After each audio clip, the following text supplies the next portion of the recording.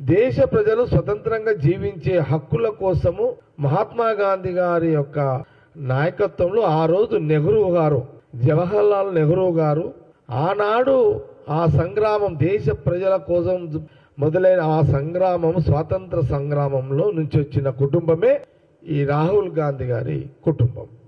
ఇప్పుడు మనము ఇది సుదీర్ఘంగా ఆనాటి నుంచి ఇప్పటి వరకు వారు అన్నారు, బండి సంజయ్ గారు వారు ఏ మతము, రాహుల్ గాంధీ గారి యొక్క కుటుంబము ఏ మతము, ఇందిరాగాంధీ గారి గురించి మాట్లాడడం జరిగింది, ఇందిరాగాంధీ గారి భర్త గురించి మాట్లాడడం జరిగింది, అట్లాగే సోనియా గాంధీ గారి మతాన్ని గురించి మాట్లాడిండు.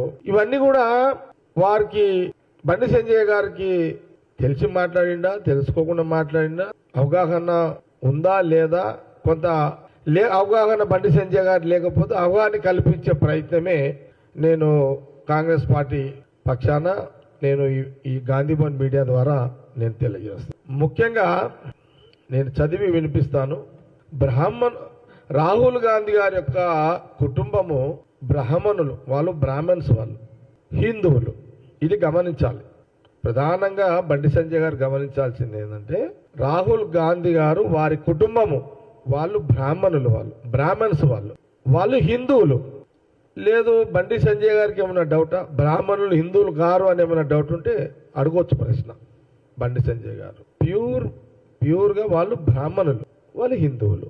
ఈ జవాబు బండి సంజయ్ గారికి సరిపోతుంది. ఈ జవాబు